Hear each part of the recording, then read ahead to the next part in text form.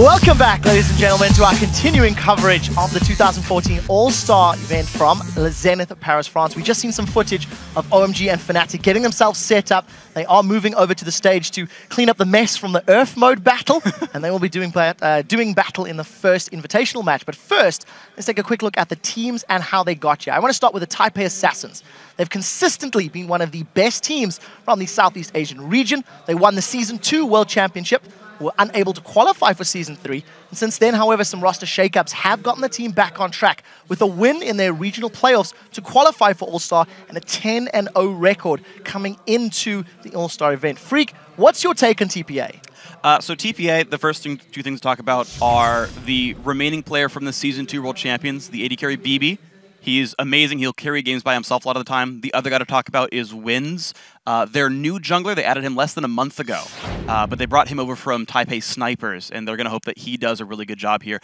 Basically, this team is very strong strategically. They understand the map. They understand minion waves. They'll show up the turrets on time. Their weakness, though, is their snap decision-making. If you stop them at Baron, like, two of them are going to keep doing Baron, and three of them are going to turn and fight, and they're going to throw a battle that way. So if you catch them off guard, I think they're going to falter, but they're strong otherwise. All right, well, we'll see how they perform. Next up, I do want to talk about the reigning world champions, SK Telecom T1K. This is a team that looked unstoppable until their fall from grace in the most recent Champion Spring, where they crashed out in the quarterfinals, only to be compounded by failing to make it through the NLB semifinals as well. As the resident expert on Korea, as the Korean at the table, Monty, what's your take on SKT and the fact that the team was the strongest in the world no less than 3 months ago? I mean, for those of you who haven't followed the heights and lows of SK Telecom T1K, of course, they won the Season 3 World Championship. They then proceeded to have an undefeated season, not even dropping a single game, 15-0 in Champions Winter. But recently, they really haven't been looking that strong. Of course, there was nowhere really to go but down from there. However, they've racked up a lot of losses recently. They got bounced out of the Champion Spring quarterfinals by Samsung Ozone, and then taken out of NLB by CJ Antis Frost. So they're looking pretty indecisive these days overall. They still have those strong laners, but they don't react as well to strategy as they used to. All right, we'll have to see how they perform. They've had some more time to adapt to the patches as well. Next up, we have Cloud9. They are representing the North American LCS after going undefeated in the Spring Split playoffs. There is absolutely no doubt that Cloud9 is far and away the best team from North America. But unfortunately, due to medical reasons, their starting mid laner, their captain, and their shot caller is unable to attend All-Star in Paris. So Link from CLG will be replacing him. Crepo, what do you think about Cloud9, considering Link is there with him in the mid lane? Well, I think they're a team that relies a lot on their strategic press and then more map movements rather than just raw laning power. And from what I understood, did a lot of the shot callers early, and we scrimmed them as well a few times, and they were looking shaky. I know Link is doing his best to fill that void, and I know all these members, they want to perform the best they could, but it's so hard. After playing so long together, they're an unchained lineup for such a long time, and suddenly this new player comes in, and you have to perform against part of the best teams in the world, and that's going to be really rough for you. I could say they're a little bit in the dark right now about what they're going to do. And I think you're pretty switched on with that little comment there. Exactly. So we'll see how they perform. I mean, questions to be answered. Moving along, let's talk about Fnatic. They have won their 3rd consecutive European LCS title, and they continue to show dominance in our region. This is also the team that made it to the IEM World Championship finals. They also made top 4 at the Season 3 World Championships. Deficio, we've both watched this team extensively over the last 6 months. What is your take, and how do you think they're going to perform against the rest of the international competition? Well, first of all, with Fnatic, whenever it really matters, they will perform. It's every single time there's a playoffs in the LCS.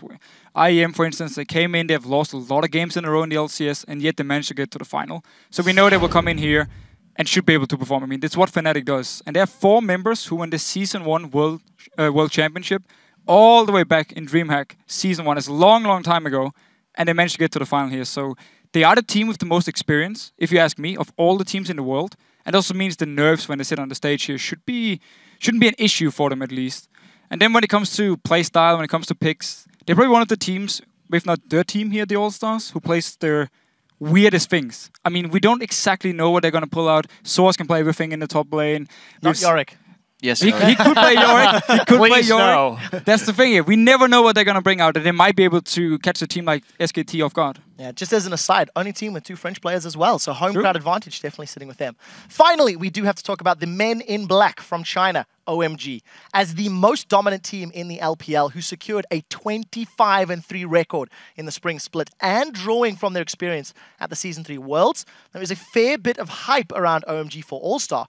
Freak, you pegged them and picked them to win. When we asked the question earlier today, what is your take on their chances? Right, wearing black, believe in OMG, right? Got to fit the color scheme. Individually, I think they're the strongest team here right now. Xiang in the mid lane is incredibly good. He picks lane bullies. As long as he doesn't pick Nidalee, they'll be okay. I hope they don't pick that champion in this tournament. But their team fighting is on point. They're impeccable there. Their actual weakness is strategic shot calling. So if they get out-rotated, things like that, then it'll be a bit of weakness for them. We will have to see how that plays out. So we've done a brief introduction of each of the 5 teams. The teams that are about to do battle is, of course, OMG versus Fnatic. They are currently getting themselves set up on stage. So we'll need to see what you guys think about these 2 teams in particular. We've talked about how OMG have a roster of individual players that do well. Can Fnatic out OG and TSM rotate them on the map?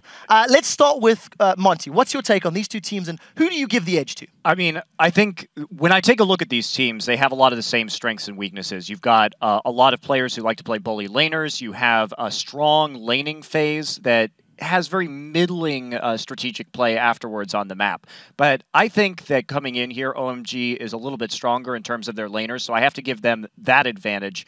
Although I think Reckless is I think, a better AD carry than San. 2 lanes, I think that OMG should win, and they should be able to snowball it from there. So I'm taking OMG. Personally, though, I think it's going to be so much about the mid lane, because Xiang in here, everyone knows how OMG wants to play. They wanted to have him 1v1, the enemy mid laner, for as long as possible in the game. If Fnatic is ready for this and can either camp him down with Cyanide, gank him over and over again, or have something ready, maybe swap two people mid against him just to shut him down here and force OMG out of something they're not used to, I actually think Fnatic can take the game. Fnatic's also known on offline events when it really matters to do these really cheesy level 1 strategies. Although OMG is probably used to that by already, they're used to weird stuff already. But Fnatic could throw them a curveball level 1 and just snowball that, and especially in these offline environments, that's really punishing. Yeah, to me, though, I just think OMG, they're the most dedicated team right now. They're actually in the middle of their season. Their playoffs are yet to be played, so they're on point, they're sharp, and I think they're just a stronger team. Very last comment before we move on. Yeah, Fnatic also doesn't have a history of doing particularly well against strong Asian teams, be it Chinese or Korean, and so I think OMG has that a little bit of an advantage as well. Well, I get the feeling of where this is going, but let's lock in some predictions. It's time for you guys to predict the future. Who you think is going to be the winner of the first League of Legends All-Star Invitational match between OMG and Fnatic? We're going to run down the line. Deficio, who's taking it? I'll give it to Fnatic, actually, game 1 here. MVP, it's going to be Cyanide. All right, buddy, OMG for me. My only goal is to not drop below Monty, so OMG for me as well. And I'm going with OMG. I think they're going to win the tournament as well. Wow, so only one person in favor of Fnatic. This is either help you or hinder you. We will find out. You guys have heard what our panel has to say. Now it's time to check your votes on lolesports.com. According to those numbers, you have picked Fnatic by 67%. This is, of course, a Western audience, Western viewers, so can understand that, but I'm pleasantly surprised that there's a lot of people supporting OMG. We're going to send these things over to the casters for our first match of the All-Star Invitational. Thank you very much, Quick Shot, and I'd like to welcome my co-caster, Sam Kobe Hartman Kensler, who I actually haven't cast with since spring 2013. It's been quite a while, but we had an explosive beginning to the game here, right? Today, the crowd is amazing. The first Earth game was insane. Bjergsen going crazy. I'm definitely excited for this All-Stars. Fantastic stuff. It is time for an East versus West battle coming up now of the champions in our very first invitational match of the All-Star event as Fnatic take on OMG. But while the top 10 team in European plane facing Fnatic, the Chinese aggression, OMG believes that Fnatic could have some surprises in store for them. 能和其他国家的队伍交手，也是我们的一种荣幸吧。反正很期待这次比赛了。At Worlds, there were 2 Chinese teams. We screamed a lot versus OMG actually, and OMG was really good. The fun part about the Chinese team is that they are playing super aggressive. 他们属于一个团队性比较好的一个队吧。They have really good knowledge of the game, like when they can kill you one-on-one, they're just gonna go in and not hesitate.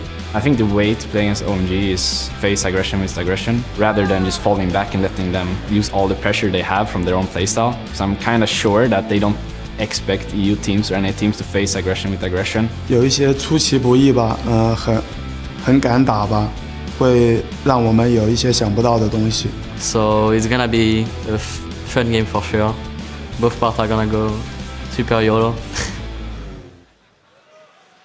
And it's going to be a great game to see, obviously, Soaz in front of his home crowd along with Yellow Star, both French nationals. So playing in front of their home crowd. Fnatic are by far the home favorites here, and I think this crowd is going to get even louder. Yeah, it will be fantastic. And OMG coming into this, you know, we heard the guys talking about it. 3 of them voted for OMG. No surprises, big favorites coming into this game. Yeah, I mean, OMG, there's a lot of hype around these Chinese teams, but nobody actually knows because their scene definitely stays consolidated within China, and there's always this wondering, how good are their rotations and how good is their vision control when they come up against other teams, because a lot of the other regions do pick and choose and they share a lot of strategies, but the Chinese are kind of isolated. Well, we'll see whether their translations work as well between them at the moment. Let's check out those starting lineups for this match. On the blue side, it is China's LPL champions, OMG. In the top lane, it is Going, Pomelo in that jungle, Xiang in the mid lane, San as the AD carry, and Alan as support. And on the red side, holding the title in the European LCS, it's Fnatic. Up top is Soaz, in the jungle Cyanide, mid is xPeke, AD carry Reckless, and supporting him, Yellow Star. And before the players select their champions, let's talk a little about our featured matchup for this game. We'll be keeping a close eye on the mid lane, of course, that is Xiang versus xPeke. Do these players have any fundamental differences in their playstyles or their champions? Yes. So as Xiang, or as Deficio said, Xiang definitely plays to win his lane, especially in this meta of lane swapping where the junglers are revealed early on in the game. He can go for these bullying lane phases where he takes champions like Syndra and he tries to get a large CS lead on his opponent. He doesn't necessarily try and roam around or split up from the rest of his team. While everyone remembers xPeke's golden days of split pushing forever on Kassadin or Ahri with teleport, you know, with the changes to the meta, that's no longer really the case. With the downfall of assassins, he's been more playing Nidalee and champions like that, focusing very heavily on farming. So the regional difference may come into play here is probably Europe plays more Kayle, but that's about it. So both of these players do excel in their positions. We know that. We've seen them dominating. You know, Xiang's got the most MVPs in China. Peke's pretty much done the same. Actually didn't get many MVPs though in Europe, but played it fantastically well. They've both also built up some very impressive stats. Some very impressive stats indeed. xPeke has the most kills and the most assists for a mid laner in the European LCS. 125 kills and 148 assists. But with 2 fewer games played, Xiang has actually racked up 152 kills and 184 assists. Definitely some impressive numbers. But xPeke also has long been considered a top mid laner in the region that is known for very strong mid laners, and he helped his team win all 3 European LCS splits. He definitely has more international experience. So, I mean, one thing we should talk about coming into this game, China, as we saw at Katowice, are a much more aggressive region. They will definitely go for objectives and maybe get kills. And we saw it with Invictus Gaming versus Fnatic. They caught them off guard and did take the victory over them in that day 1. The interesting thing about that is that OMG in particular in the Chinese scene actually average longer games than a lot of the other Chinese teams. And they actually play in best of 2 sets. And the first game, they average 41 minutes, while the second game is 31. So they make a lot of changes within the set that they play a team. These are going to be best of 1s, though. We'll see how they come out right out of the gates. Here we go, ladies and gentlemen. Game 1 of the All-Star Invitational here in Paris 2014. Picks and bans underway. Fnatic clearly the home team favorites. How are they going to fare against the Chinese powerhouse that is OMG? Kassadin, the first back to come out. Yes. And that's actually expected because we've seen a lot of these teams are back playing Kassadin. Yeah, with the recent buffs to Kassadin, he's getting very close to where he used to be. He doesn't quite have the silence, but he's very, very strong against mages, especially in the late game. And as we said, so much focus on the mid lane. You do not want to let a champion like that get through in this game. Yeah, a lot of research being done for these teams. LeBlanc being taken away from Peke, but more importantly, Fnatic banning out that Syndra. You may be wondering why, but Xiang has played, what, 5-0 on that? I think it was in the Chinese LPL. Not only does he have good stats, but he also has been able to bully out champions that other mid laners in different regions have said he should not be able to win these matchups. Syndra versus Ziggs. He's getting a CS lead on Ziggs because he's isolated, because he's able to bully his opponent, because he's outplaying his opponent 1 versus 1. So we also see the Evelyn ban coming in through there. Cynide's been playing that a lot. Pomelo, not too sure whether he's been a big favorite on that one. The Annie ban does surprise me. Yellowstar played it a lot during the start of the LCS, but obviously during the last, what, 2-3 patches, I think it's safe to say, Annie definitely fell away as support. Yeah, I mean, I even talking to Yellowstar earlier today, he's like, yeah, my top 3 are Morgana and Leona and Thresh. No, not Thresh. That's taken away. Karma was the other one. Morgana, Karma, and Leona. So the Annie ban, a bit of a swing and a miss there for OMG. So Thresh was locked in, as you mentioned. Ziggs was taken away, and I'm interested to see what these mid lane is going to play, because that's a heavy mid lane focus there. So with Thresh locked in to begin with, for Alan, that forces Fnatic into some choices here. Yeah, the mid lane picks I'm looking at now are Nidalee and Orianna. We're probably going to see one of those longer range champions, more farm-centric for both of these guys. But you're right, a lot of the bans being poured into that mid lane. Oh, Cynide's got his favorite. That Kha'Zix has been locked in, and Reckless on Lucian. So we've all seen it's got 70% pick rate or something crazy like that in Europe now for Lucian. I think North America is very similar. Lucian definitely one of the highest priority AD carries for the LCS teams. Not quite so with the Asian teams. You know, they favor a lot of these Twitch and Kog'Maw, hard late game carries, less mobile, but Reckless does not like that playstyle. He's a very big fan of Lucian. And the Kha'Zix, we're talking about regional differences. In the jungle, there are no regional differences. Kha'Zix is worldwide considered top-tier champion. Absolutely. Broke onto the scene, of course, when Insect pulled it back out and suddenly everyone, yep, that's what we're going to play. So we see a lock-in for Shyvana and Nunu being locked in for Pomelo. Oh, yeah, it will be Pomelo, no doubt about that one. I'm interested to see how this Shyvana's going to do. Soaz had a great discussion with Shai the other day when we were at the All-Star dinner, talking about nothing counts as Lulu in the top lane. He was like, no, Shyvana does. Yeah, Shyvana, back and forth for like 5 minutes, and every time he's like, no, Shyvana.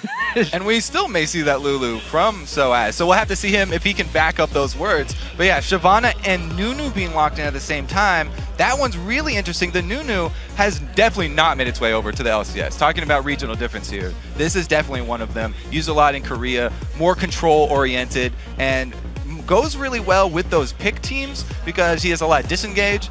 He also has a pretty big advantage in pushing down towers pretty quickly because the double blood boil, even early on, he can get a pretty good attack speed bonus for both people. So, double heal potentially coming out here. That will be Karma for Yellowstar and Peke on his Nidalee in that mid lane, which has really risen to dominance across all regions. And this seems very similar to what Fnatic were using in the playoffs for the Spring Split. So they're very happy with these picks, very comfortable with them, and a lot of poke coming here for Fnatic. Locking in those two is definitely giving away the strategy they're going for with this team. I would love to see Soaz's face the moment that Lulu got locked in for, I think that's going to be actually Xiang that's going to be playing that Lulu in the mid lane. San also picking up Jinx as the AD carry. Yeah, it's a great steal away, taking that Lulu away from Soaz, because that is one of the last pieces to this comp that they have been running over and over. And we do see the immobile AD carry, hard late game carry here from Jinx getting locked in as well. Going to work really well with Nunu. Early attack speed bonuses, so we will probably be looking at some early towers going down, probably some switches after an invade. Yeah, the 4-0-3-0, we'll see how it works out for them with the Nunu in. They almost certainly will be following San at the opening of the game. So let's see what the final choice is. It's going to be for Soaz. It's Aurelia that has snuck through, actually really risen to prominence in Europe. Yeah, because of Senior Wicked. Definitely very happy with that champion. He's very close friends with Soaz as well, and they share a lot of strategies. So giving some tips there for Aurelia. Surprised though, no Jax pickup It's been really hotly contested Yeah. across a lot of regions. Very, very hard carry. Opting for the Aurelia, a little bit more assassin base there with that champion. And Aurelia has really started shining because attack speed runes have been a huge buff to her, and she's able to play sort of defensively in the beginning, play around with that low HP level so she can have a stun, and then turn it around on you so quickly that you do not expect it. So what do we see overall from these? A lot of heals, a lot of shields coming out from both teams. Right, it's two heavy damage dealers to go in with the Aurelia and the Kazakhs, backed up by the heals and the shields from Karma and Nidalee. They have the option of that late game poke. They're definitely going to want to spread out these team fights, and I'm very interested to see how the mid games goes, because after the turret's going down, the biggest criticism of the Chinese team from teams that have been scribbing them here is the vision control and the mid game objective control. One of the biggest problems, if you don't have the vision down, you can't make the right choices. We'll see how those rotations go, Kobe. Don't worry. Now that the players have decided on their champions, who do you think is going to win this one? Let us know by tweeting #OMGWin or #FNCWin to @LOL Esports. Make sure you get that @LOL Esports in there to get that vote through. Yeah, because I think we're going to be updating that too, so we get to see. Yeah, we will get to see live as the game as it plays goes. out. Is the ward control there? I mean, OMG, it's fitting that they brand themselves as the forces of darkness, because a lot of the times their mini-map has been dark for a lot of the game. So here we go, ladies and gentlemen. The crowd are ready. Are you guys ready? The first game of the All-Star Invitational is underway here in Paris. OMG playing as the blue team up against Fnatic, the hometown favorites, as the red team. And you can hear the crowd. You can hear it. It looks like they are both going to look for invades on the same side of the map here. Maybe Fnatic will go with the late invade. They've already got that one ward down. Both supports starting with a single true ward as a defensive maneuver. Nothing dropped here from OMG yet, though. Just standing, trying to guard this upper side. But they are maybe coming straight into the bush. They're going to check this surely with a lantern. Will they? That's the question. Will they check it with the zap? They're going to be the hook instead. They can't cyanide out. The damage doesn't really come down. Instead, it's Pomelo is going to have to try and get away from this one. A fairly even trade between the two. The spears coming out from Peke, still not loaded up on that damage yet. And OMG is still pushing. Yeah, when those hooks land at the max range, it's only a really big deal if the team is right there to capitalize on it with damage. You can see Fnatic were standing far back in that bush.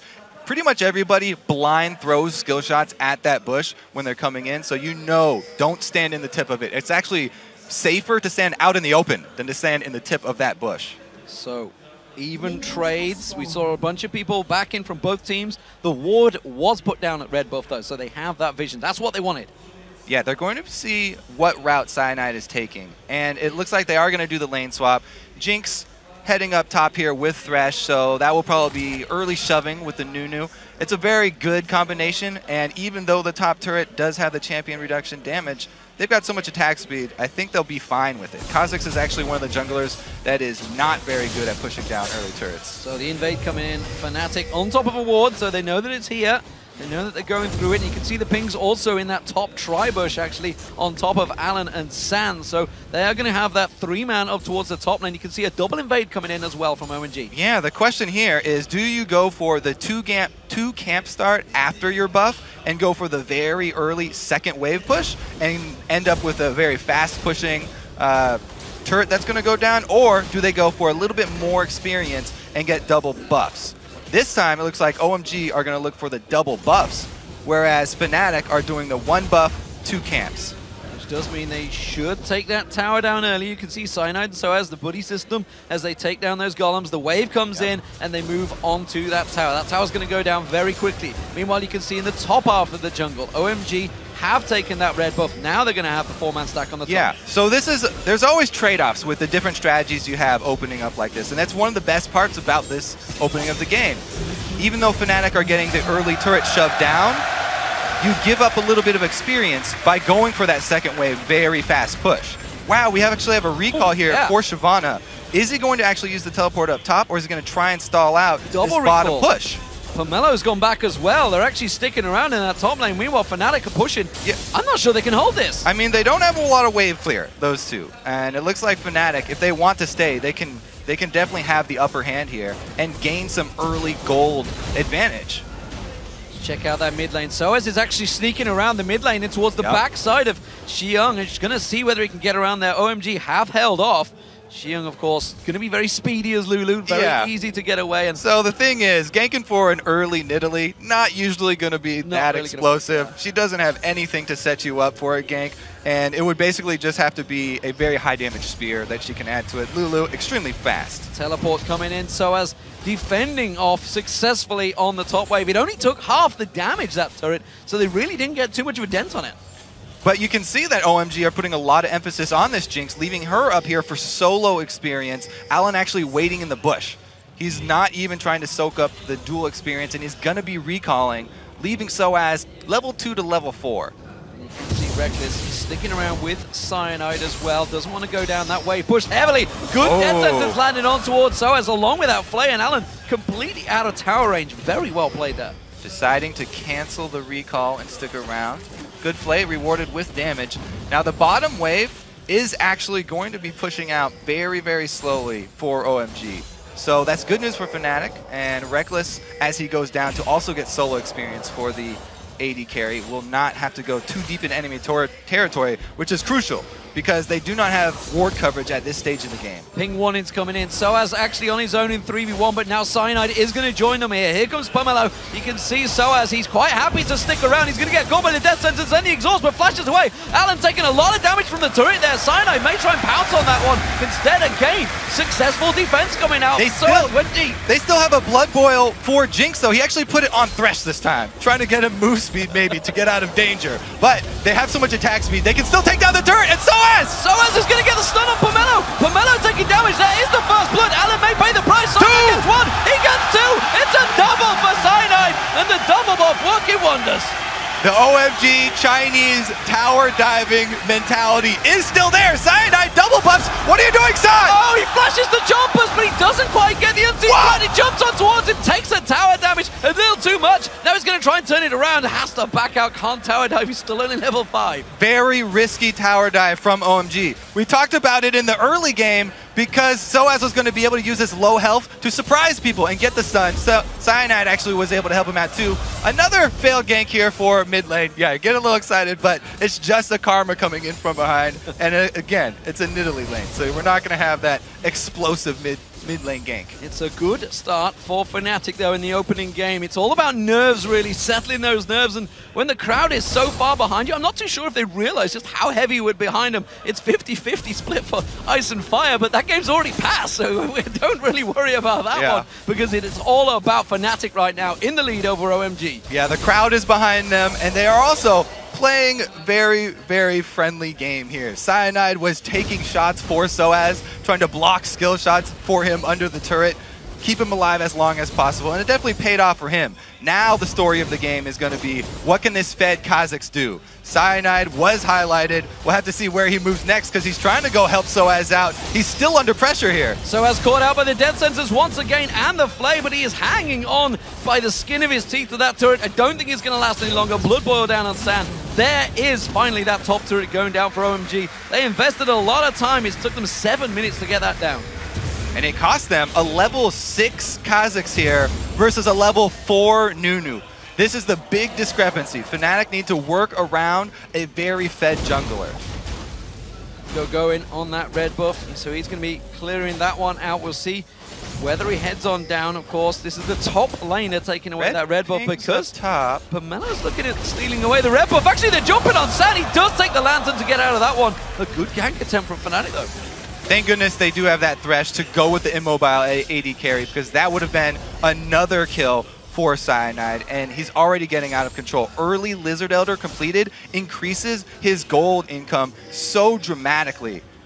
Now we do see another fight over the red buff. They don't want to give up the second one, and since San took so much damage, they might actually want to fight this. We see coming up. He's swinging over. He's going to swing around. He's got those spears, remember, and he's up to level 7. They're going to start doing some damage. Hasn't got a great deal of ability power just yet, and it's a 4-man push on towards getting this red buff. They're really making sure they secure that for Pomelo.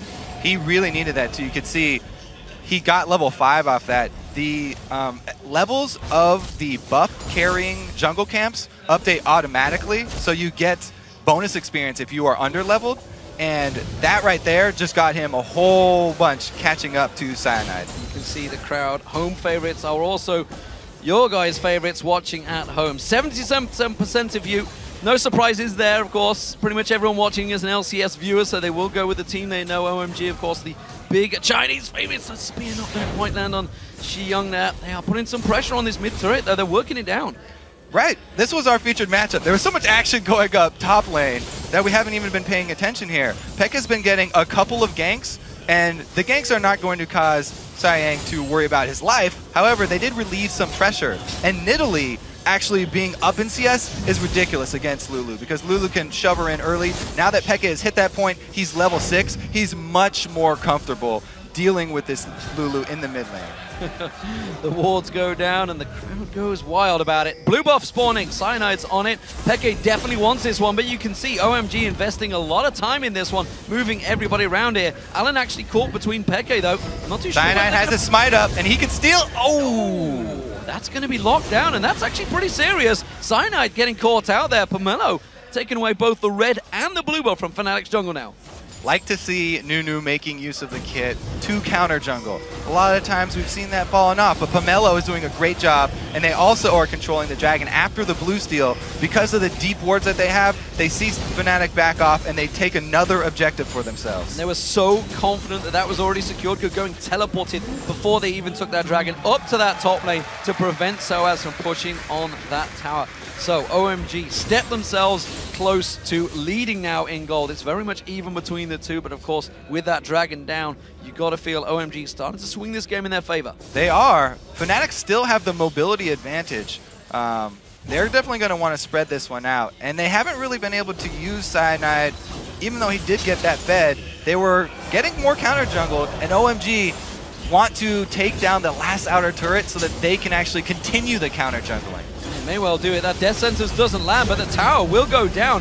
Fnatic trying to repel them here. You can see Soaz and Reckless were completely out of position. Reckless, we should add, has got a giant farm lead over Sand right now. You can see it's nearly 30 CS there, but they've been off the side lanes. They've not been playing the objective game, which OMG have already moved into. Yeah, people were criticizing the Chinese scene for the lack of focus there, but OMG are showing up very big here. They've made the right move so far. Dragon plus the mid turret without an answer from Fnatic, and it's very hard for Fnatic to answer this as well because of the blue buff on Nidalee, or on Lulu. Such great wave clear from her. Yeah, and of course, Nidalee, as you mentioned earlier on, is not going to be a strong force early on. Has to sit back, farm. Although, watching the Faker game the other day for SK Telecom versus Samsung Ozone, Faker plays Nidalee a little bit different than anyone else. Gets in there in Cougar form. But at the moment, Fnatic are putting pressure on towards his mid turret. They've got a good bit of damage on towards it. Shi Young taking some serious damage off the backside as well. Yeah, great poke landing on him affords them a lot of turret damage.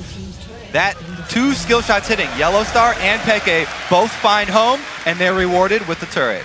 So, going, defending off that top lane. So as going back to base, heading towards that Triforce early on Aurelia. We've seen that many, many times before, so at least Freak will certainly be happy that the tons of damage will be done. I also like the build here for Shyvana, going for the early Cutlass, looking for a blade, just because they don't need double tanks. Nunu in the late game likes to soak up damage. He's definitely a utility jungler, so they wanted another damage source, and he's going to bring it. 4 members of Fnatic closing in towards this top lane on going, puts the ward down, but down in the tri-bush beneath him is Peke and Yellowstar. We'll see whether they decide to move around there. Peke is going to face check in towards going. We'll just pounce over the river. Oh, no, he won't. Oh, had to flash there instead.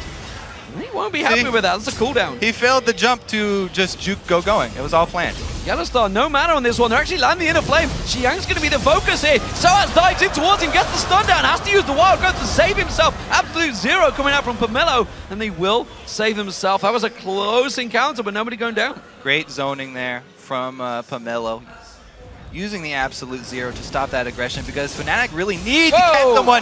What an interrupt from Alan, but it might cost him his life. Trying to do a mad life. I'm not sure it's going to work out this time because Soaz is going to try and turn it back around. One more blade turn to the colleague. Doing the damage. Reckless gets himself the kill. He comes across. Pomelo's going to be the next focus target. Soaz has got his stun available, but they're not going to tower dive yet. But that sacrifice was all for this bottom lane. Look where the teleport was trying to go. It's Jinx alone with a turret. That means the turret has no chance. Well, Soaz is back in, actually just out of the side of that ward, but as you mentioned, Sand will take this tower down. So that's going to be 3-2 in favor of them, making sure the tower does all the damage to the minions before it goes down, making sure he secures that one. So, despite the kill advantage for Fnatic, it is advantage OMG so far in terms of gold and towers. And look at the builds here, too. They're going all damage from pretty much everybody. So they're going to have to rely on getting those picks. Oh. Uh-oh. Soaz is going for the chase. He's going to flash the Chompers. He hasn't got another Blade Surge available. Instead, he's going to get caught out by the stun there. Will get slowed down. Soaz trying to put the damage down, but the support, the teleport being called in, going, cancels it out there, but it's enough to save San. So he gets a half teleport for his flash cooldown. Interesting little trade there. Soaz wanted to take advantage of the lack of tower for San to retreat to. But it was basically a pretty even trade. This is a tense opening game between these two teams, both clearly trying to see who can poke an advantage. And at the moment, Fnatic, they're making a move on towards his top lane turret. You can see 4 members closing in here. Goin's going aggressive. He's going to try and push in there. You can see Peke. Is he going to catch him out there? The exhaust goes down. Yellowstar putting the damage down. One more hit, but it's not enough. The minion wave is not with them. Goes aggressive at the wrong time, but doesn't really pay for it. They get the exhaust out of Peke. Yes, they are going to have to give up this turret, but that's because Fnatic commit 4 members up to this top side. So many resources up top side means that OMG can answer by shoving up mid. So 3-3 in turrets. All outer turrets now down for both teams. We'll see who is going to go aggressive. Who's going to really make that first push in towards the inners, because at the moment OMG have a big push in this mid lane and Fnatic are not really that close to defend it. So Fnatic actually had 2 waves that they were pushing right there. Pretty good pressure on both top and bottom, and yet they relieve all that pressure. Both lanes recall and they try to collapse to defend mid instead. Let's see if this pays off. They might be able to cut off one person. The spears landing. Peke's trying to sneak around that side there. Isn't going to go too aggressive on this one. A pretty close range spear does land on Xiang. Xiang manages to get that picks down on him and will stop him in his tracks with that glitter lance. So Fnatic react, but while this is all happening, San has been gaining ground on Reckless. He is shoving a lot of solo lane experience here, but really the dragon coming up soon is the next story, because Fnatic just got some good spears on Allen. Looks like he's just been chugging health potions though, so won't hurt them too bad. Going for one of these dragons when OMG are in place is very dangerous because of the smite, consume, and flash available for Pomelo. The steal potential is very, very high for this, even though Cyanide is known to have great smite control. It's going to be difficult.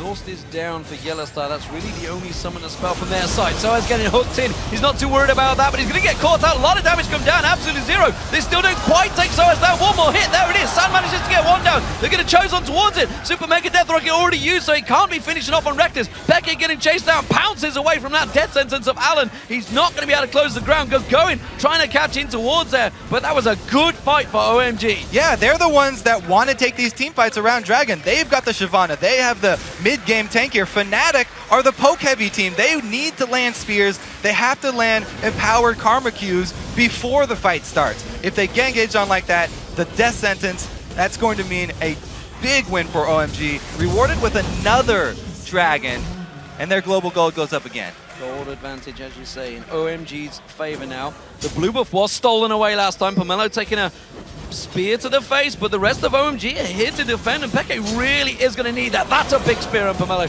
That will force him away from this blue buff for now. Another poke landing there from Yellowstar on the exit, but really, this is only a small win for Fnatic. Just the consolation prize. They already made the mistake, starting up the dragon themselves, taking the team fight without landing the poke. Yes, they will have the blue buff Nidalee spears to rely on, though, to buy them a little bit of time.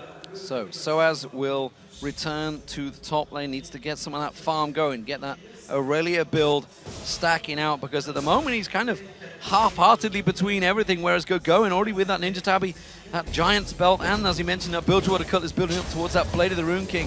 Really got a good build going already. And I mentioned the tank of Shyvana just because Soaz is going full damage and speed build here. Yeah. Very early upgrade for his boots. He's extremely squishy. They need to make use of that mobility. If that's what they're going to invest in, that's what they're relying on. It's not pure combat stats. They don't want to take full-on 5-on-5 fights. They want to try and catch people out, try and take advantage of the positioning from OMG. But OMG's warding has been very good, and their objective control has been stellar. Sand backing away. We'll see what he picks up as his second item. Seen a number of second items coming out. Will he go with that Legolas build? He's got his Berserker Greaves complete. And I think that is all he's going to stick with. There's the Zeal. That's what I was waiting for.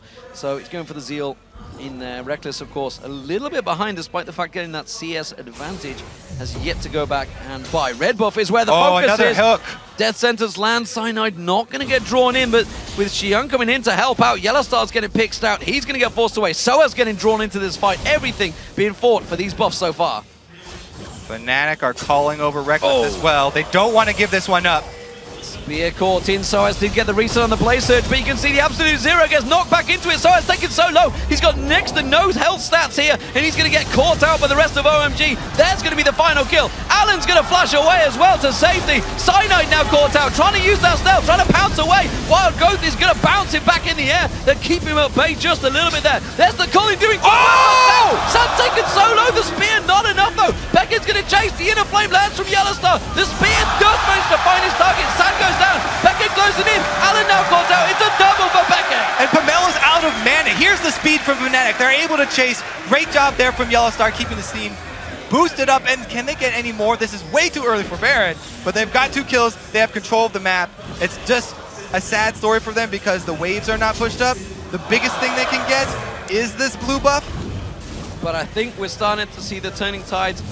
This is what happens when that Nidalee, the spear starts to land there. Pomelo is not going to be able to get it away. The blue buff has already been taken away, so Fnatic get a tiny objective from all that, but it was an very even traded fight there for a while. Let's look at this again, because Soaz, as we said, he doesn't have combat stats, so basically he knows he can't fight this and he's just trying to run away. A lot is used on him though, and the Lantern specifically being used this early is very big. Allen has to use everything he has, so he has nothing to save Zahn when those important abilities do land onto the AD carry. And if we see, as soon as they thread one through here, the culling and the spear both getting through to hit the AD carry, that's the main damage source of this team. That is the heart of this team.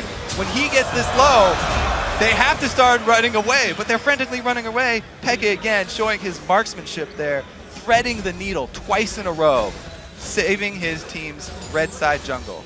And more importantly for Peke, he's so close to getting that death cap complete now. The spears are just going to get stronger from here on out. Xiang, of course, a little bit more of a utility on Lulu, but also very helpful. And it is, as we saw in that fight there, OMG, last time they've been around that dragon, the utility, everybody works as a great team fight. Pomelo, of course, getting that blood ball down on Sand. So we'll see how it works out next time they face. At the moment, though, Soaz is getting ever so closer towards that Trinity Force. Sunfire Cape now coming in for going in that next fight. It should be fight.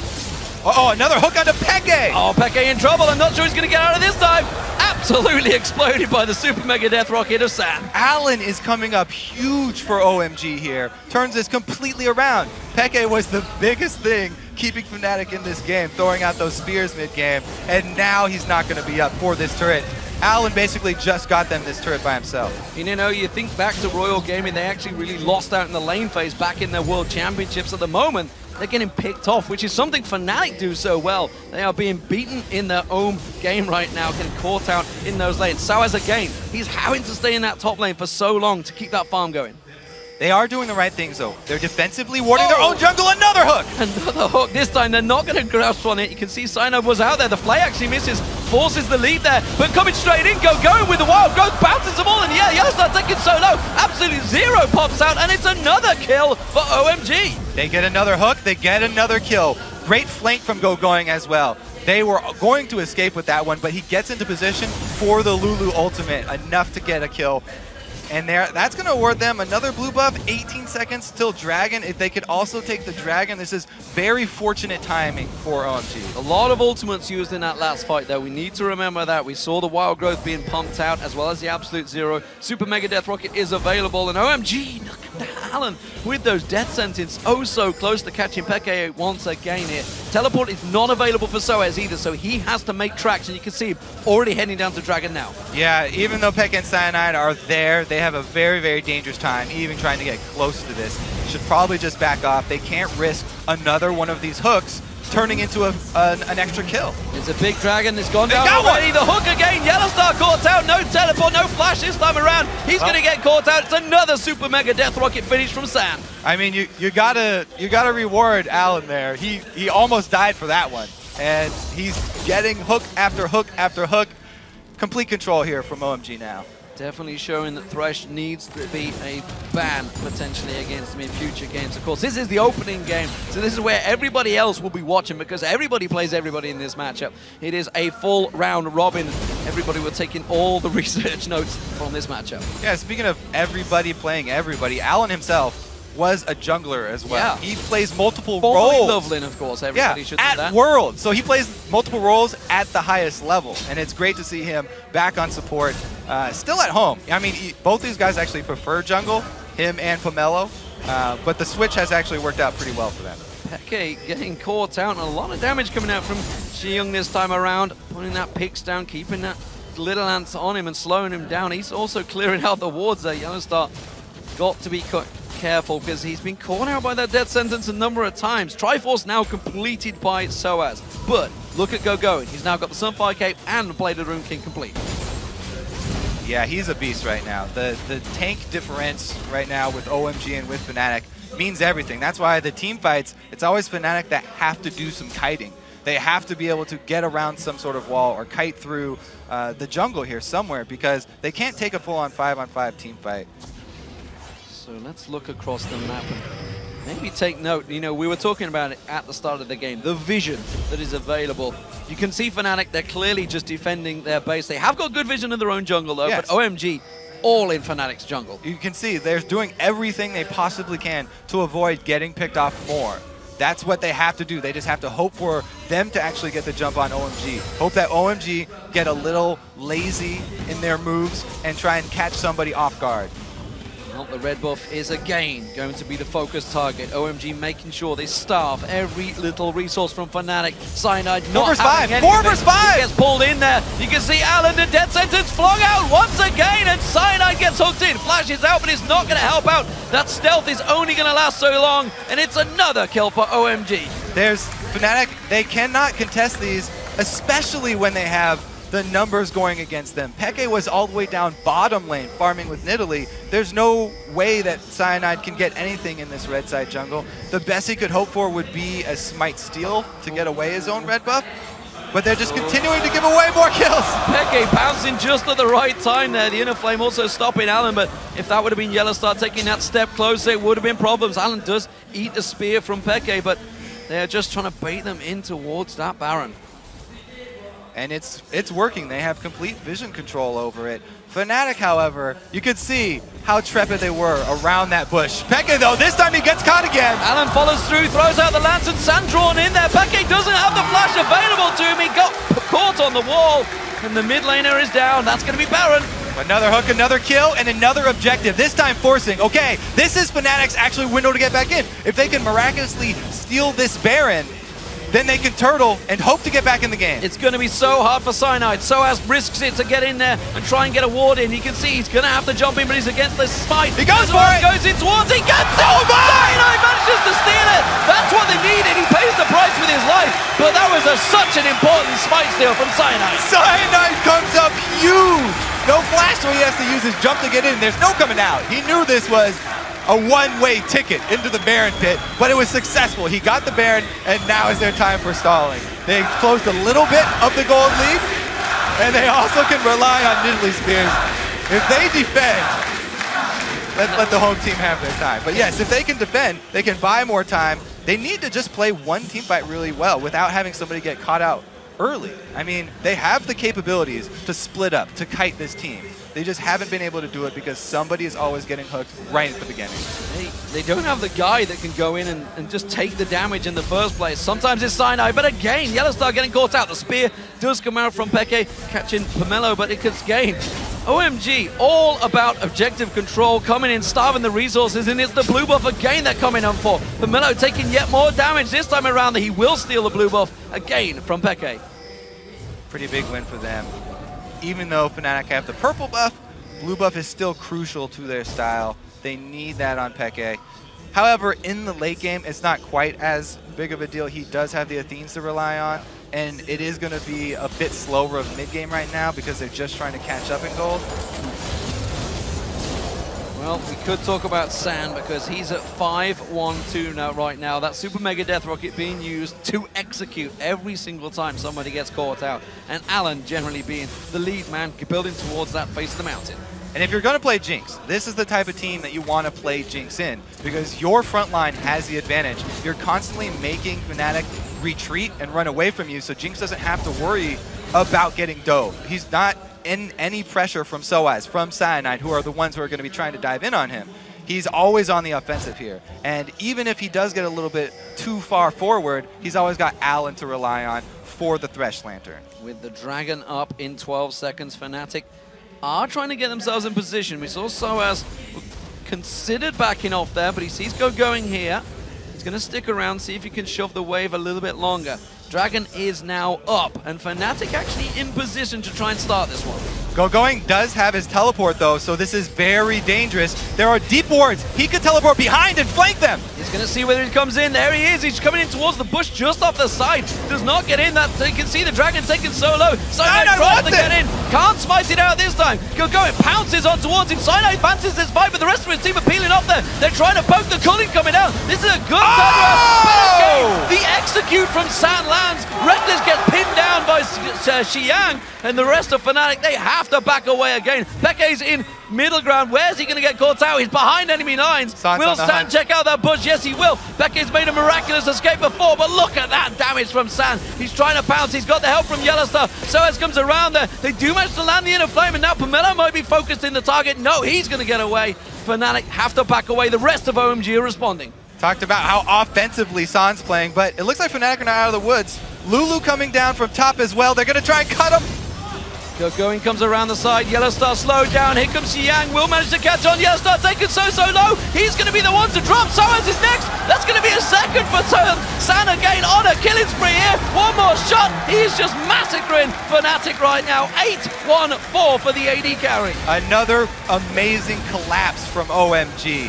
They let Fnatic start up the Dragon, and they rely on the deep ward, teleporting in there, going, coming in and cutting off the entire team, and then we get to see more aggressive play for San. He got the kill with the Super Mega Death Rocket, and once he got excited, he then flashes over the wall for another kill. With the armor and the shields, you see going happily tanking out that turret. That's going to be one inhib going down as well. And OMG, well, will they stick around to push at the moment? Fnatic are just about respawning. They're going to play it safe for now, but that is Fnatic's base wide open.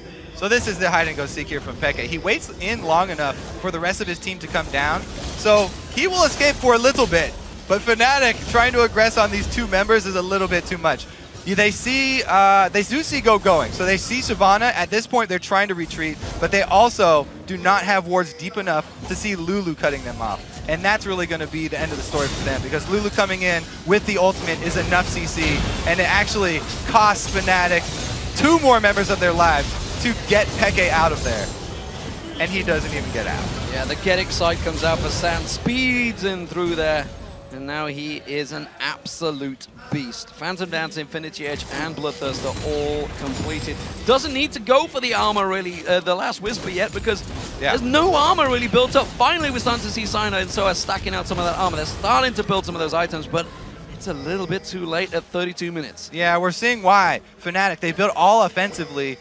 If this team gets behind, it's very hard for them to come back, because their 2 frontliners, Soaz and Cyanide, looking to dive in, build very offensively early, and they rely on poke. So they don't have a lot of really good hard engage. They can't take those team fights. Once this OMG team does get the early lead, it's just been too hard for Fnatic to get back into it, giving away way too many picks.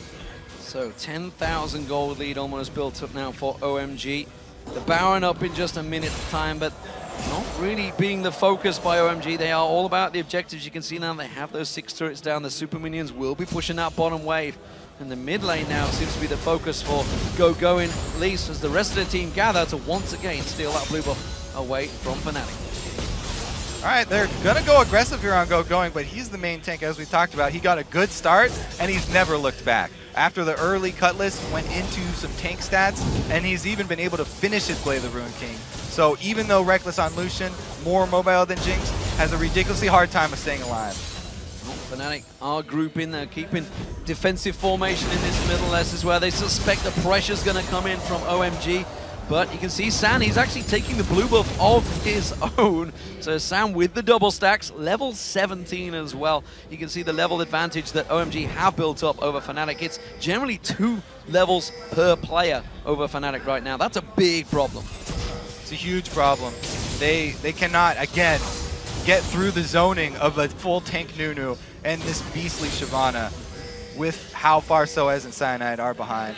So they have to rely on picking somebody off while they're by themselves, or some amazingly ridiculous spears from Peke landing on the high priority target. Another pick! Oh, Yellow Star once again caught out with the death sentence. Will not. Yes, he will go down. He gets exhausted out there. The rest of OMG claps in towards Soaz, gets pulled into the team. He can't escape. The culling doing next to no damage right now. Soaz will drop. That's 2 kills for OMG and the tower as well as they push through for the inhibitor in the top.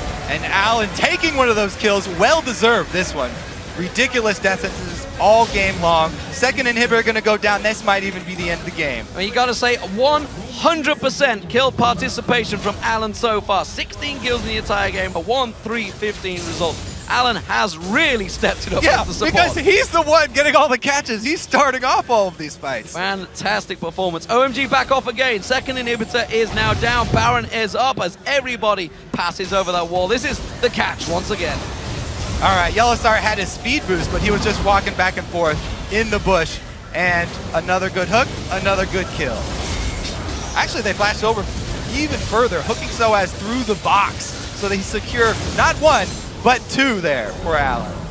And there goes the Baron. OMG in full control right now of Fnatic. They have shown up to be the dominant force we expected them to be. They really have absolutely stamped their authority on the Chinese LPL, and they're showing right now why. There were some bright spots for Fnatic, though. We had the spears from Xpeke in the red side to get them back into the game, landing 2 crucial spears directly onto San through the entire enemy team. Almost got them back in, and then Cyanide as well did his part, stealing away the Baron, but it was only a brief respite awarded to them, and they've just been crushed now. When we see these types of teams come back, these poke-heavy, assassin-heavy teams, it's when they still have all their inhibitor turrets up, and they're able to turtle out and defend at those, try and capitalize on a mistake by their enemies. But OMG already have 2 down, so it's a pretty clear path for them to victory. And it's been a clear pick game for OMG every step of the way. As you mentioned, their death sentences so often lead in the way. They are clearing out every single objective now. You know, you mentioned that they have the longest average game in the Chinese LPL, but clearly they do it systematically by the numbers, as they seem to be doing right now, and driving in towards it. That inhibitor has respawned, but it's not going to stay there for long. Fnatic are going to have to throw all their eggs in one basket at these Nexus turrets. Again, death sentence thrown out, does not land this time. They're trying to get some poke onto Allen, but now he's so tanky that really is not making too much dent. Rotating over to the mid lane. Now this is a good rotation. From the bottom, sort of circular movement here up to the mid. Pivoting around the Nexus turret. I see what they did. I see what they did. Look at this, the tanking, the damage. They can just shield through everything that inhibitor turret can go through them. They tank it all out. That's the inhibitor turret going down, the final one of the game. And now they focus on towards Cyanide. He has to leap away. They're pounced away from this one. They're trying to keep the super minions away from the Nexus turret. The Nexus turret almost taken down. Soaz on next. Another glitter lamps coming through there. Another play from Allen keeps them away. The Colin is merely massaging that turret right now. The Nexus turrets will drop, and that final Nexus is all that is standing between OMG taking victory. They catch out 1. That's going to be Peke going down. Cyanide caught out the side. The rockets from San going left and right. Soaz getting focused down. San with a minigun now gets himself the double kill. Cyanide escapes, but not for long as Yang finds him with the picks. That is going to be game and a triple kill for San. OMG takes game 1 at All Stars Paris. Well played by the forces of darkness here. OMG come out huge, and they did not look to have that lack of vision control that people are talking about from scrims. They kept their ward line slowly encroaching into Fnatic's territory, and they got pick after pick after pick inside Fnatic's own jungle. It was a good start for Fnatic. Let's not take that away from them. There was definitely signs at the beginning, and OMG actually had a very slow start, in all fairness, with the pushes in the top lane, but it did work out for them. And once they got their flow going, once they got their rotations going, they really seemed unstoppable. Quite a beautiful game, actually, closing it out very, very convincingly. Fantastic performance. So, OMG, game one in the bag. How far do they go now? How do they look in comparison to the other teams? Obviously, we haven't seen them play yet. We're going to have SKT versus Taipei Assassins coming up in just a moment. But are they looking like potential champions already? It's a great start for them. And I think they did answer a few of the questions that people had. So I'm sure on the analyst desk, Freak is very happy. Actually, everybody chose OMG to win this particular game except Officio. So maybe he's not. And the home crowd, unfortunately. And the home crowd, yeah, definitely. Unfortunately, Fnatic. So, 0-1. But how do we rate Fnatic in this one? Obviously, they've come into this one, and we've had discussions with them. They've talked about how it's been tricky for them to practice because obviously we finished the playoffs, what, 2-3 weeks ago? 2 weeks ago. It's just blurring very quickly. It feels like it's been 3 weeks ago. We had a break. But they've been talking about how they've struggled to practice. Obviously, they've come here to Paris, and everybody has been practicing against everybody. How do we see it for them? Because we saw the picks when they came out, and they actually are very similar, like you said, to the playoffs, the champions they chose. I mean, this is kind of the strategy that they've already been showing. So if you were researching Fnatic, this is what you would expect coming into the game. So they could prepare themselves against this type of strategy. It looked like Fnatic were kind of thrown off, too, by the way that game started. Because OMG did such a weird start up top, and they were so slow with it, sending Soaz up there and Cyanide up there, it was, you know, a little helter-skelter. And they barely came out ahead in that turret dive. So I don't know about Fnatic. They're always a wild card, though. Even if they start out poor in a tournament, they could still come back and make it all the way to the final. Well, you just need to look at the Worlds and Katowice. They lost to Vulcan in Game 1 in the World Finals back in October, September time. And in Katowice, they lost to IG in the first game and then came back to get to the final and become runners-up. So let's not read too much into the first game of a round-robin tournament, but it is a very good start nonetheless for OMG. Looking solid, and talking about Xiong. Xiong obviously was MVP before coming in here.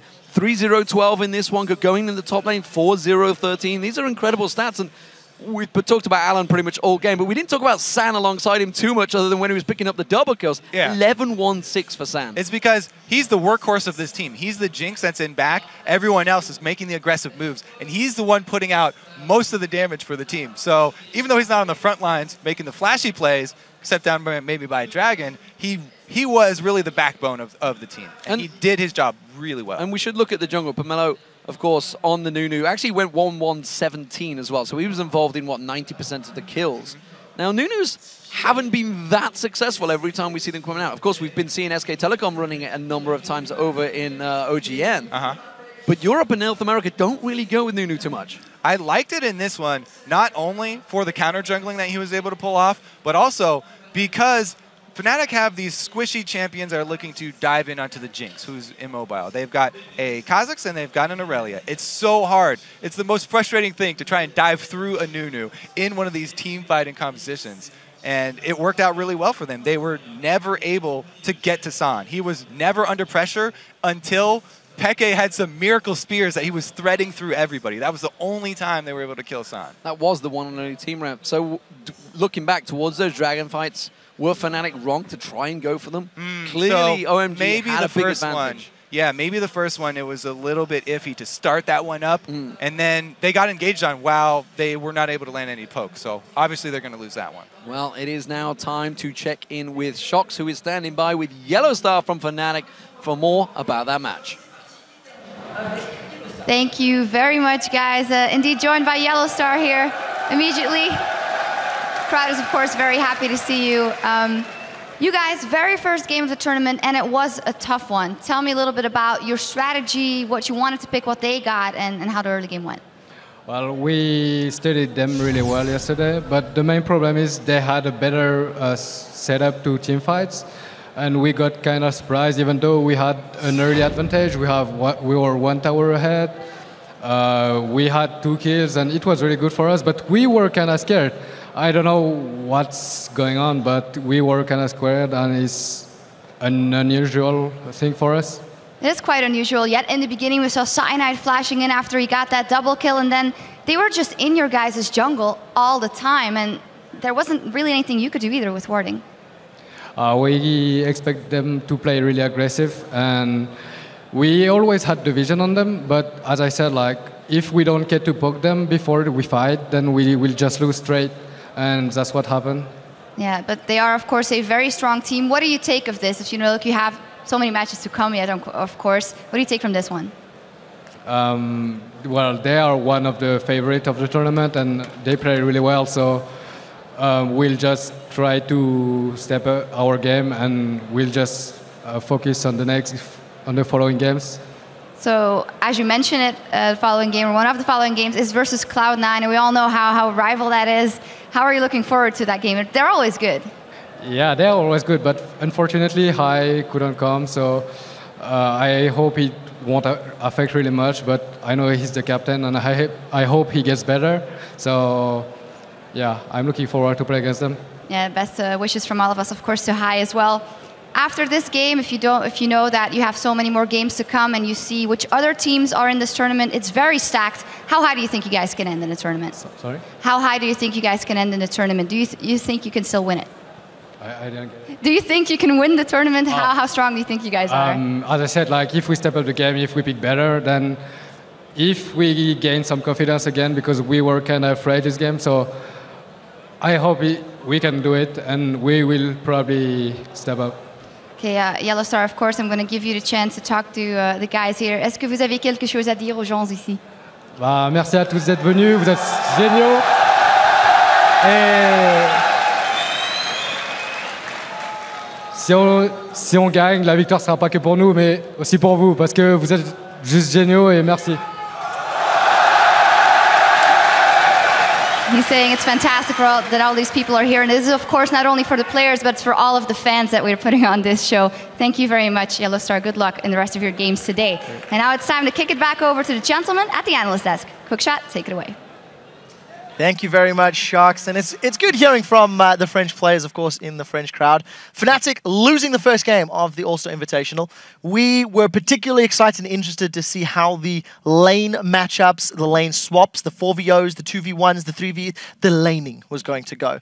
Let's start this one with Monty. Talk to me about the lane swaps, the early game. How do you think it went for both of the teams involved? Well, we did see something that was pretty common in the West right there, which was a two-wave push coming in from Fnatic. And really by two-wave push, I mean they push on the second wave after taking a single buff instead of going for both buffs, and then pushing on the third wave, which is a cannon minion wave. So that combined with the fact that Fnatic had the bottom side of the map for their 2v1 meant that they were able to push down the tower very quickly, whereas the tower went down about 7 minutes up top for OMG. So they had that initial advantage. And I know Krepo was talking about, while we were sitting here on the desk, something that he noticed as well as part of that lane swap process in terms of the defense from OMG. Yeah, first I want to point out, I feel like Fnatic had the better strategy. I'm a really big fan of the 4v0 push, because at the moment Fnatic hit this tier 2 tower, OMG was still at the top, sieging that tier 1 tower, and they were unsure, and they want to take it slow, because they're used to go 1 tower for 1 trade in China, and then just bounce the way back of that first tower. If Fnatic, in my opinion, decided to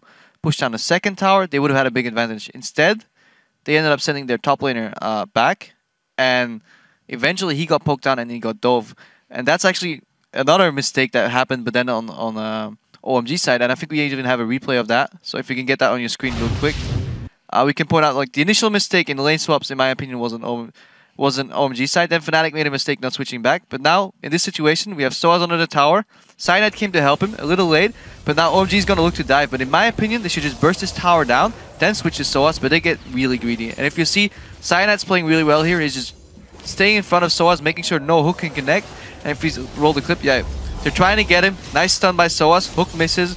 Alan goes in, they did get the first blood, but then you feed Kha'Zix 2 kills for free. And this is where I really feel like OMG dropped the ball. Imagine if they did not do this and they just played solid, they would have won the game flat out.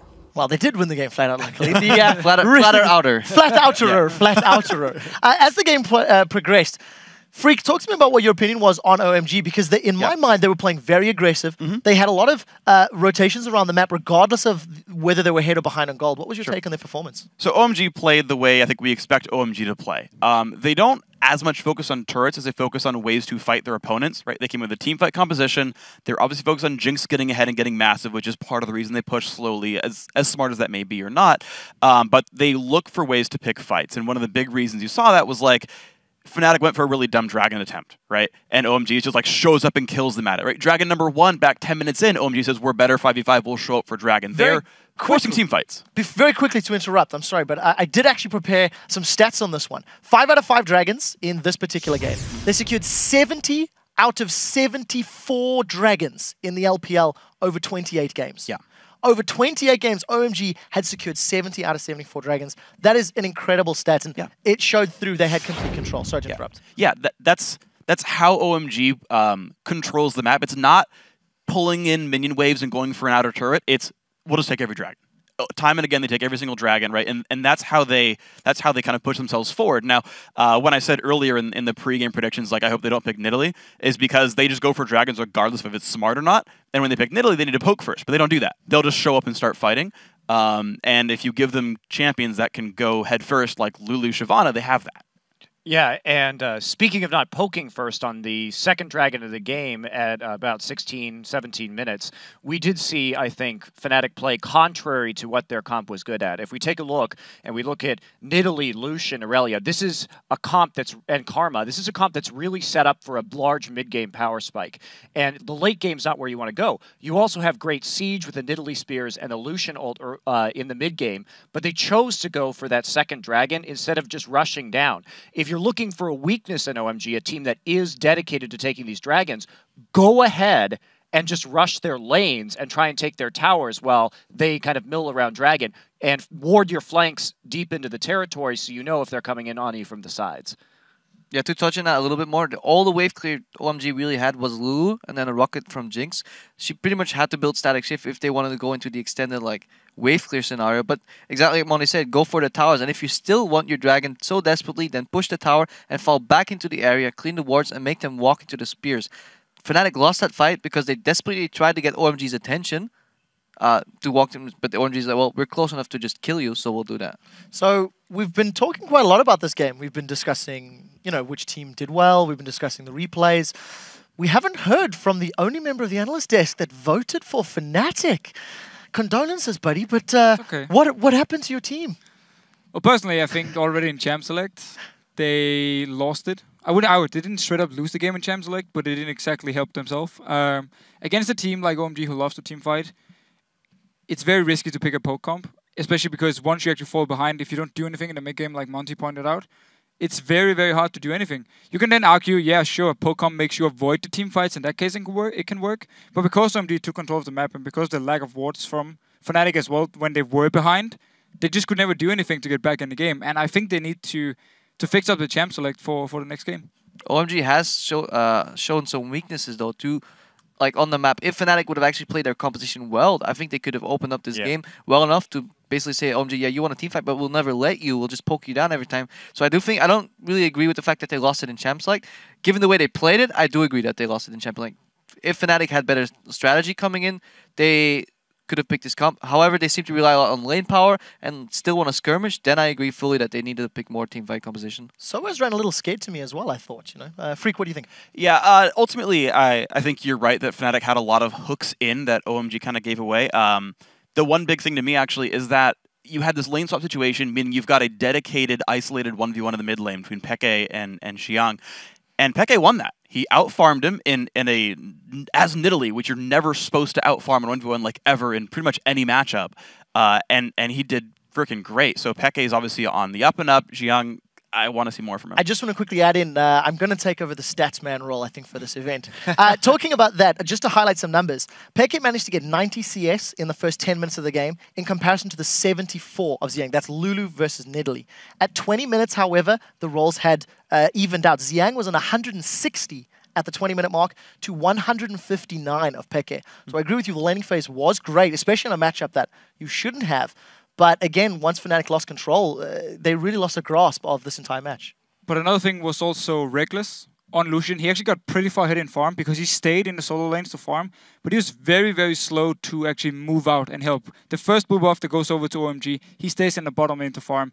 Next time again, OMG pushes the mid tower. Reckless once again stays in the bottom lane, comes in way too late, and the tower is already gone. So while Peke did very well, Reckless got a lot of farm, but then he didn't use it to anything. Well, very quickly, Monty. Yeah, it's just, again, missing that timing window. And also we saw that with Soaz's itemization. Very late Trinity Force on a lane swap to Relia, and so that really didn't help out his situation too. Was unable to make the plays to set up the sieges. So as a final note, Officio, what does Fnatic need to do to bounce back from this? Is it in-game decision-making, or do you think it's picks and bans? Well, again, Krab had a very good point beforehand. The comp could have worked for them. So in that case, it would be the in-game decisions, saying, we got a lead now, we won out on the lane swap, what do we do now? The fast decisions were a little bit off for them, and OMG just took full advantage, and once they got a hit, they never gave Fnatic a chance. Well, we'll see if they do make that work for us. It is time for a quick break, and when we return, it'll be time for Game 2 of the Invitational between the Taipei Assassins and SK Telecom T1K. As we head out, fans are enjoying the All-Star event in different ways